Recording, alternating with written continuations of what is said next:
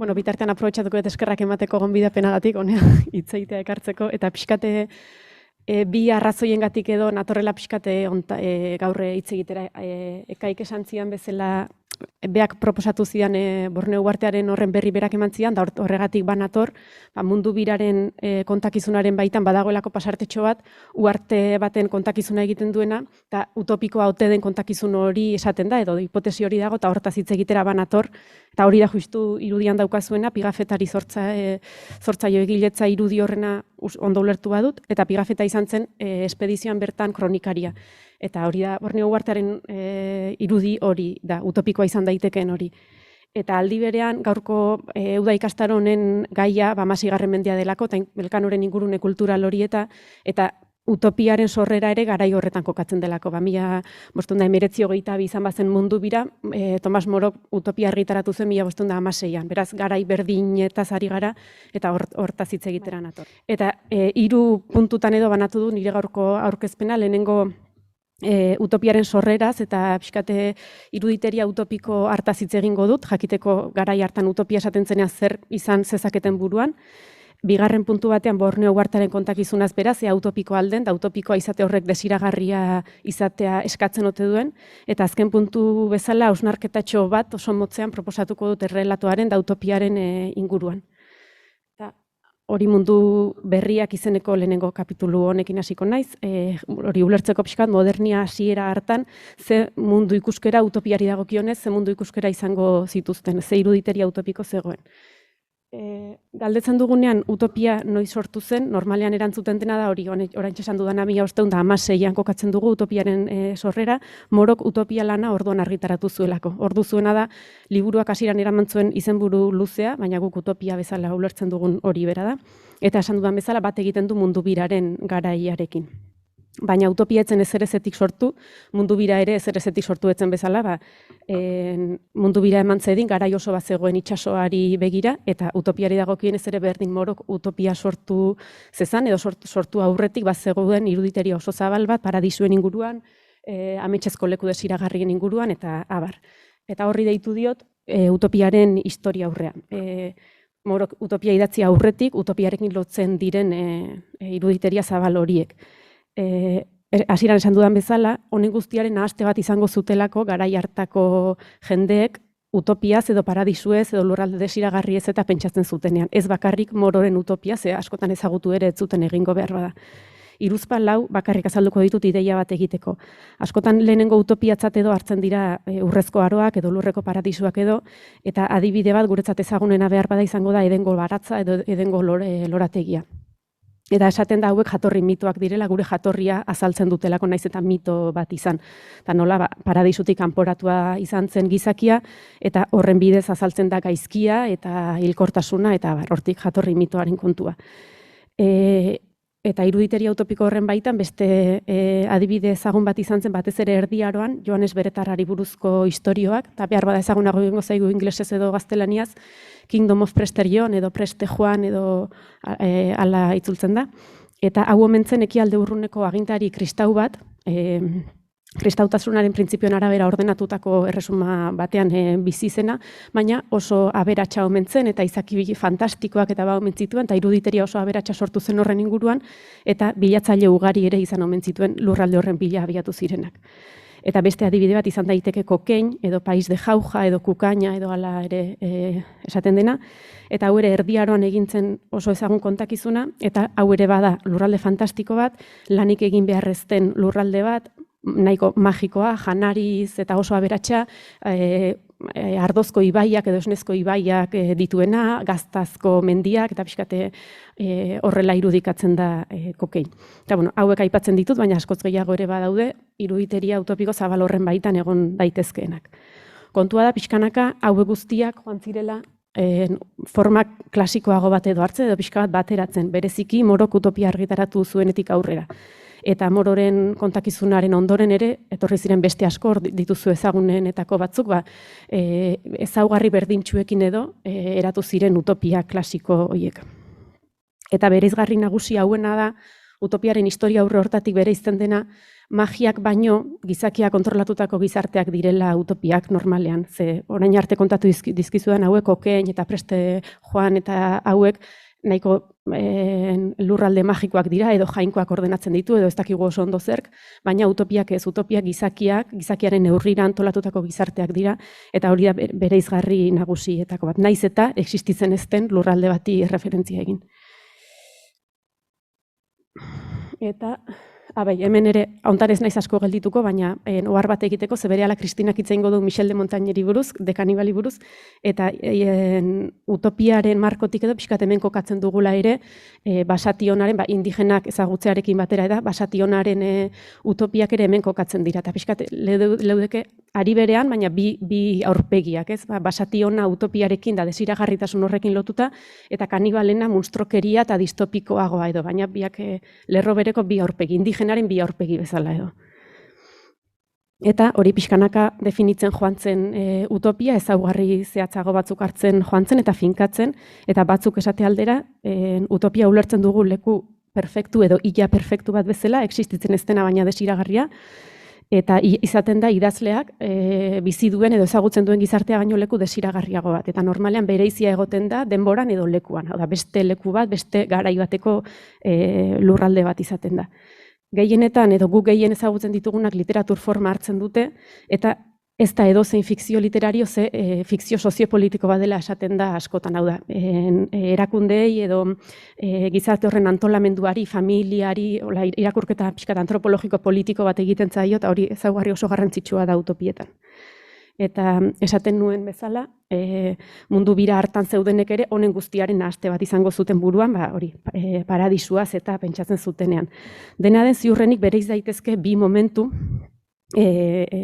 mundu berriaren aurkikuntzaren horri begira jarrita. Alde batetik, antzinako mitoak Ameriketan proiektatzen ziren momentua, esan genezake Europa zentrismo batetik edo, begiratzen zitzaiola mundu berriari zituzten ideia utopiko horiek aurkitzeko asmotan edo abiatu zirena, zerbaiten bila abiatu zirena, ez bakarrik zer aurkituko zain. Eta beste momentu batean, aurkituko ziren irudikatutako zera horiek, iruditeria utopiko guzti hori aurkitu ez zuten horrekin. Munstrorik ez zegoela frogatu zela alegia. Diapositiban hasieran ez dakit konturatu zareten eren suge batzuk eta agertzen direla, behar bada horiek ez direla existitzen, eta orduan diferentzia hori ez. Kontua da horrek ez duela esan nahi, utopia bera ere desagertu zenik. Badirudi bazegoela exotikoa zen horrekiko, edo lurralde utopiko, edo paradisiako horrekiko magia hori mantentzen zela bizirik, naiz eta hori munstro horiek existitu ez. Eta horrekin lotuta esan dezakegu bi motatako utopiak edo bereiztu daitezke, lau Sargenti hartu diodan bereizketa bada, bibliografia gero aurrerago nahi baduzu, diapositiban dago. Eta kolonoen utopiak ditugu gehien ezagunenak, indigenenak ahozko literaturara izango zutelako, ez ditugulako hainbeste aztertu, kolonoena da gehien ezagutzen dena, eta bi motatakoak ziren orduan utopia horiek. Alde batetik legoke mundu berria miresten zutenak, eta Sargentek esaten du, kolonoek etxera bidaltzen zituzten eskutitzetan ikusten zirela batez ere halako utopia hauek, eta ekarri dudan, hauek esaten dutena da, miretsi egiten dute lurralde berria dituen janaria aberatsengatik, ze lurralde paradisiakoa den, ze ederra den, eta naiz eta batzuetan lan gogor egin behar izaten den hori lortzeko, hori miretstasun horretatik edo, ez? Eta ekarri dudana da Stefan Zweiggen ataltxo bat, Ameriko Vespuzioren hitzak dira hauek ulertu diodanez, eta adibide bezala, ez, nola miresten den lurralde berria. Aipua luzea da, baina ikusten da nola esaten duen zuhaitzak ez direla landu behar fruta eman dezaten, garbia eta osasuntsua da ibaietako eta iturburuetako ura, itsasoan arrain ugari dago, pixkat kokeinen estiloko utopia bat izan daiteke gutxi gora bera, eta arreta jarri nahi dut azken esaldian esaten duelako, funtsean, lurreko paradisua non badago, ez da hemendik oso urrun egongo. Eta orduan, Vespuzio hemen ari da lurreko paradisuaren posibilitateaz hitz egiten. Eta honen jarraian Zweigek esaten du, teologoek esan hau mentzuten jada, jainkoak paradisua ez zuela suntsitu egintzuna izan zela gizakia iritsi ezin zen leku batera aldatu. Orain sortzen den galdera da, ea, bapatean gizakia gai izan ote den jainkoak eraman zuen lurralde paradisiako horretara iristeko. Eta orduan utopiaren loraldi bat, eferbesentzia bat sortu zen garai honetan. Alde batetik hauek utopia, mundu berria miresten zuten utopiak daude, eta bestetik daude atzean utzitako mundua idealizatzen zutenak. Sargentek esaten du hau kolonoek kantatzen zituzten abestietan eta ikusten zala batez ere, eta etxearekiko nostalgia, etxe mina eta hori ikusten da halako abestietan edo kontakizunetan. Hemen daukazuen irudi hau ez da garai hortakoa, 2010ko oroitarri bada, Zunbillako herrian, Baztan bidasoa eskualde hortan, eta duela gutxi egon ginen, da justu adibide oso egokia eruditu zitzaidan ulertzeko zertazari garen etxea miresten edo nostalgia, begirada nostalgiko horretatik utopizatzen zuten horretan da.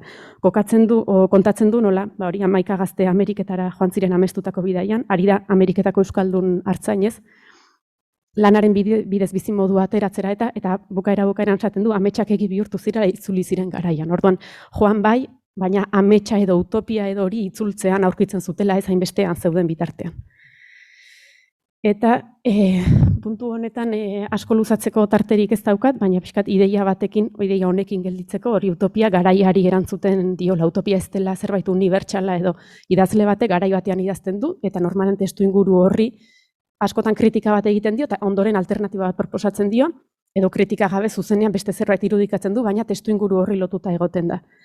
Adibide batekin ulertzeko, hau ere Sargenti hartua da, eta esaten du kolonialismoak utopismoak orduko kolonialismoari erantzuten diola edo eskutik doazela. Eta garaiko utopia kolonialaietan agertzen diren galderak edo auziak edo direla orduan ere pilpilan zeuden auziak. Esate baterako nork gobernatu beharko lukeen edo emakume gizonen mende egon behar ote zuten edo ez kolonietan lan bera edo gizonek adina lan egiten baldin bazuten eta bar. Orduan testu inguruaren eta utopiaren arteko lotura hori da azpimarratu nahi nukena hemen. Garatzeko denborarik ez daukat, baina beste adibide bat izan daiteke, Wegnerrek eta Mumfortek esaten dute hau, Mororen utopiak eta gerora ere Mororen gixan sortu zirenak erantzuten ziotela nazio-estatu modernon sorrerari eta modernitatearen sorrera horri, eta justu garai hori zelako ere. Eta beste adibide bat izan daiteke, hau honetok mundu biraren kontakizuna iruditeria utopiko zabal batean edo kokatzen du, eta berak ere esaten du modernitatearen atea eta berritasuna edo berria zen horrekiko irekiera bat eta ekarri zuela.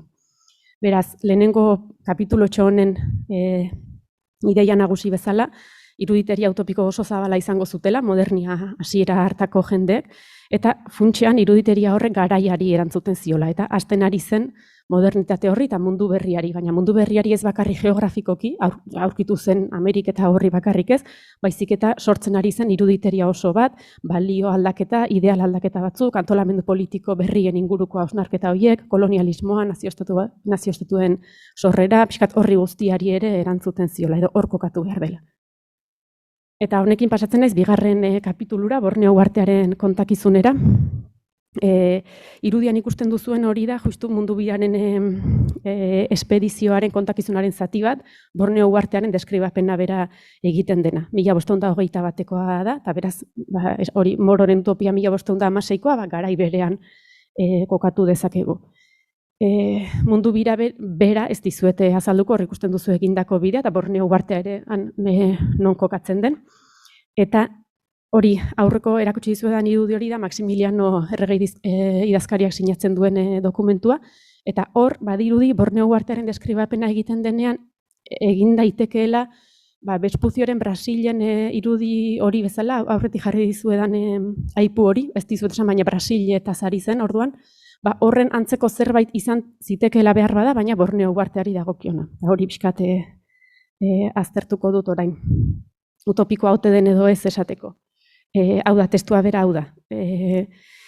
Aurretik esan oso testu motza dela, normalean utopiak luzeagoak izaten direla, orduan ikus daitezken ezaugarri utopikoak ere pixkate kontuz hartzekoak edo dira, eta bestalde ikerketa sakonago bat ere behar da, eta ikerketa historiko kompetenteago bat ere bai, hau orain esatera noana segurtasun gehiago edo esateko, ninatorri intuiziotxo bat hemen kontatzera, eta oso azkar gainera. Baina, zantzu batzuk egon daitezke Borneo uhartearen kontakizuna utopikotzat hartzeko. Eta bat izan daiteke errealitatetik aldendu izan, hau Bekaitz Apartegiren tesia da ere, edo hipotesia ezakit. eta esaten du Borneo gatazkaleko izan zela bidaiarientzat, eta beraz kontakizun hau honen egileak egiten duena dela bere irudi utopikoa Borneon irudikatu, gertakariak deskribatu baino, eta hori utopiaren ezaugarri bada. Beste ezaugarri bat izan daiteke uharte badela, bereizi eta agertzen dela utopia, eta hori baliabide oso ohikoa izaten da, utopiak beste edo uharte batean kokatzea.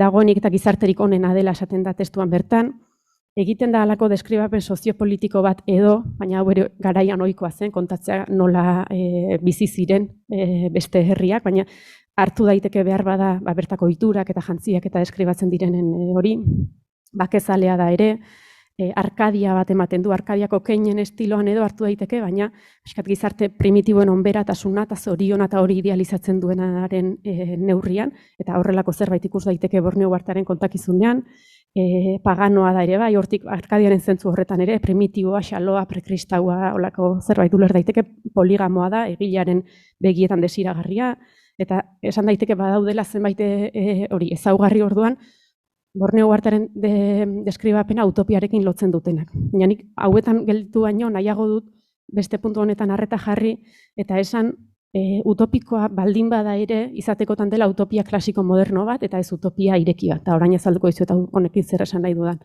Klasiko moderno deitzen diot utopiarekin normalean hori ulertzen dugulako, orain azalduko dudan kontzeptu hau, eta horregatik klasiko hori, eta moderno berriz, modernitateko utopiak horrelakoak izan zirelako gehienetan. Utopia klasiko modernoak perfektutzat hartzen ditugu normalean, gizarte perfektuak edo ia perfektuak izaten dira, eredugarriak, ia gaitzik edo okerrik ez daukate, garai eta kasu guztietako desiragarriak balira bezala aurkezten dira, eta utopia irekia berriz, imperfektu gisa definitzen da. Ez dizut esan utopia irekia, 1970ko hamarkadatik aurrera sortu zirenak dira batez ere, postmodernitatearekin batera, edo pixkator bereizketa hori egin dezakegu, klasiko modernoa modernitatean eta irekia postmodernitatean. Eta irekia hauek beraz, imperfektu gisa definitzen dira, irakurleari galdetzen diote, ea hor deskribatzen den gizarte hori desiragarria ote den ere, ez da guztientzat desiragarria, niretzat utopikoa dena behar bada zuentzat ez da, gatazka edo eztabaida edo arazoa ere utopiaren beraren parte da, eta ez da pentsatzen utopietan gainditu beharreko zerbait dela, baizik eta gizarte utopikoen parte ere badela, eta bar. Eta ematen duena da, Borneo uhartearen kontakizuna gertuago egon daitekeela utopia klasiko moderno horietatik irekietatik baino. Besteak beste kontatzen delako, dagoenik eta gizarterik onena dela, ontasunak bakarrik erakusten dira, bakezaleak direla, justizia eta errukia maite dituztela bertako jendeek, eta abar.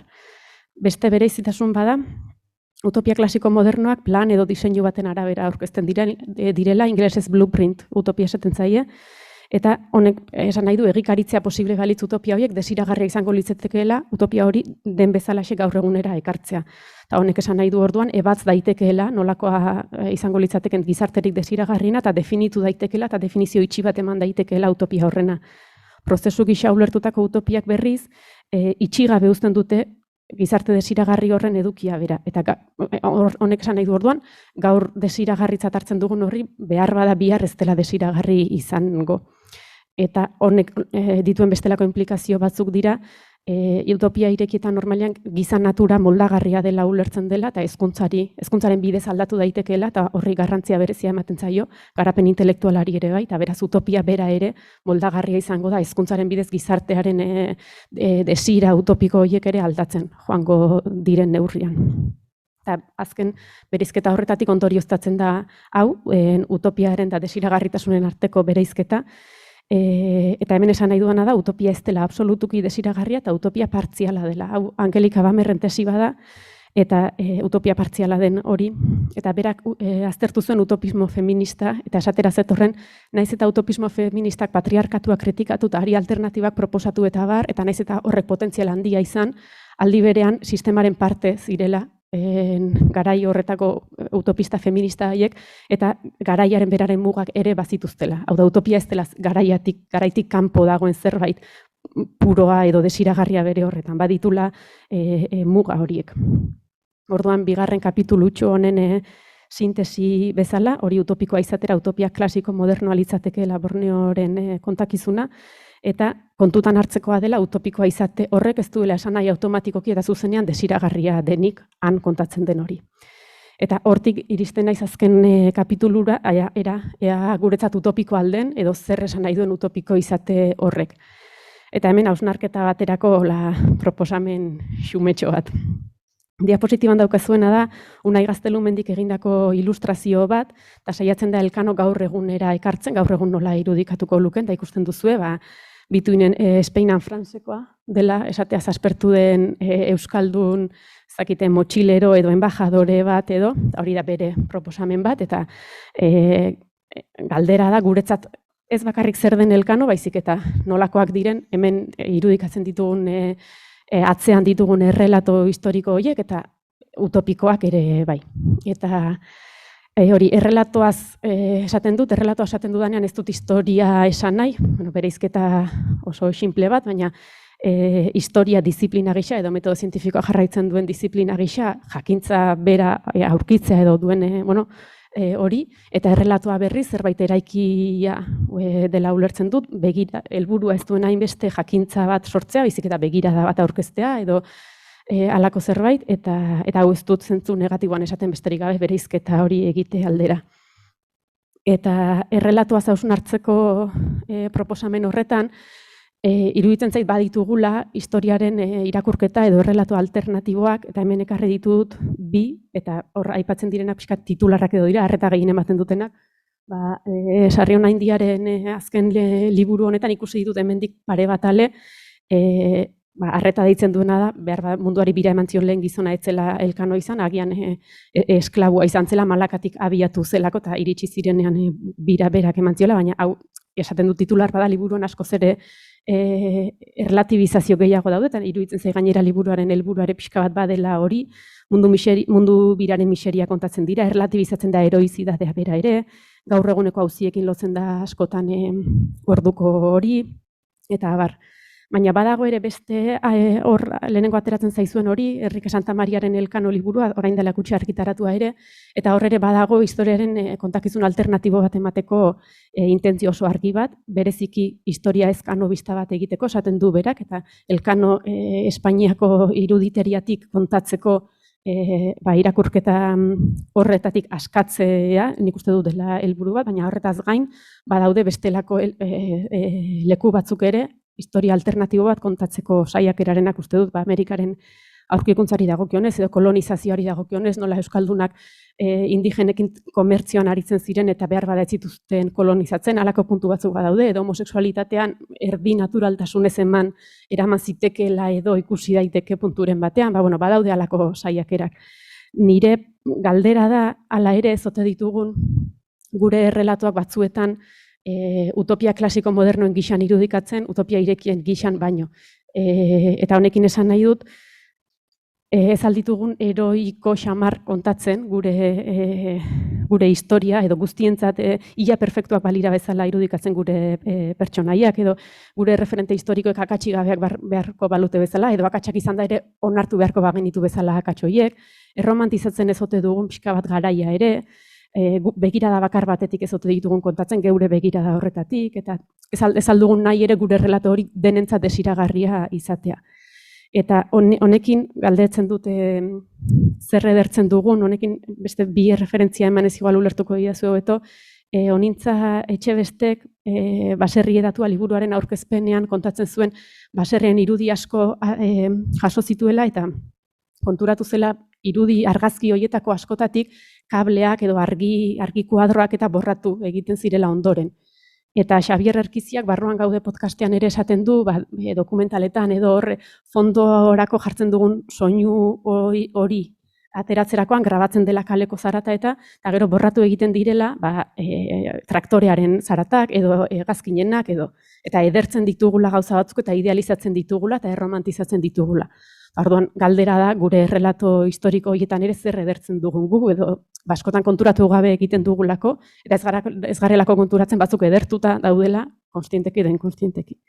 Eta azken puntu bezala, ez daukat denbora askoria, baina puntu esan dauzteko, utopia irekiak ere falta zaizkigula honen inguruan. Eta esaten dudanean pentsatzen ari naiz Ursula Le Guinen literaturan, ezagutzen baldin baduzue, zientzia fikziotik eta gertuago dago, baina bere gaia askotan bazen kolonialismoa eta kolonialismoaren kontakizuna egiten zuen, baina guztiz kontakizun historiko bat egin beharrean, zientzia fikziozko munduak asmatzen zituen, eta gaia auzia lantzen zuen beste begirada batetik. Eta hortik egin daitekeela ere, mundu biraren kontakizuna bera ere bai, baina gure begiradatik kontatu dezakegula hau. Eta hau ez dute esaten utopia irekiak errelatoaren zerak eduki ezin ditzakelako, edo salbatu dezakelako errelatoaren ajerik, utopia irekietan ere erromantizatu daiteke. Baina besterik gabe, erreferente onak izan daitezkeelako ere, ambiguetatea hitz egiteko, hausnarketa bideratzeko, pixka talka desberdinez ere hitz egiteko, eta abar. Orduan, 3. puntu hau labur bilduz, proposamena besterik ez, gure errelato ez da gure utopiei buruz pentsatzeko, konturatu gaitezen pixka zer idealizatzen dugun, eta zer erromantizatzen dugun, eta gogoraraztea utopia irekiak ere sortu ditzakegula, eta ez bakarrik novela historikoak. Eta honekin ondorioetara, orain arte aipatu ditudanen, hemen jasotzen ditut ez da ezer berria, hori mundu berriaren iruditeria utopiko oso zabala izango zela 16. mendean, eta hasten ari zen modernitateari erantzuten ziola horrek. 2. Borneo artearen kontakizuna utopikoa izatera, utopia klasiko modernoa litzatekeela, eta horrek ez duela desiragarritasuna esan nahi. Eta hortik gure utopiak ere berrikusteko proposamena, zer miresten dugun, eta zer desiratzen dugun ere jabetu gaitezen, eta behar izatera gure iruditeria horiek ere alda ditzagun. Eta hemen erabilitako bibliografia, izena eman zenuten web horrian bertan igota dago PowerPointa, beraz nahiko bazenute hor topatu, deskargatu dezakezue, eta referentziak hor dituzue, eta besterik ez.